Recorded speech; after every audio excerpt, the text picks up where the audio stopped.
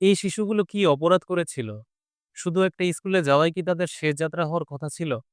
গতকাল মাইলস্টোন স্কুলের পাশে ঘটে গেল এক ভয়াবহ বিমান দুর্ঘটনা, যেখানে বই খাতা হাতে থাকা নিষ্পাপ শিশুরা এক মুহূর্তেই হারিয়ে গেল।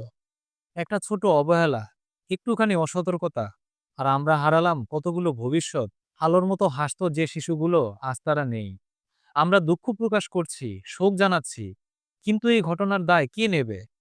কেন একটি স্কুলের পাশ দিয়ে কোনো যুদ্ধ বিমান বা প্রশিক্ষণ বিমান উড়বে? সেখানে কি এরকম উচ্চ ঝুঁকিপূর্ণ বিমান চলাচল অনুমোদনযোগ্য? কোথায় ছিল সেই নিরাপত্তা?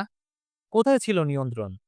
এই প্রশ্নগুলো যদি আজ আমরা না করি, কাল হয়তো অন্য কোনো স্কুল, অন্য কোনো সন্তান। আসুন, আরেকটা মাইলস্টোন যেন না হয়, এই ব্যথা যেন আর কারো না আসে। সচেতন হই, দায়িত্বশীল হই, ভুলে না গিয়ে বদল আনি। যারা এই দুর্ঘটনায় মৃত্যুবরণ করেছেন, আল্লাহ তাআলা তাদের সবাইকে জান্নাতের মেহমান হিসেবে কবুল করুক। আমিন।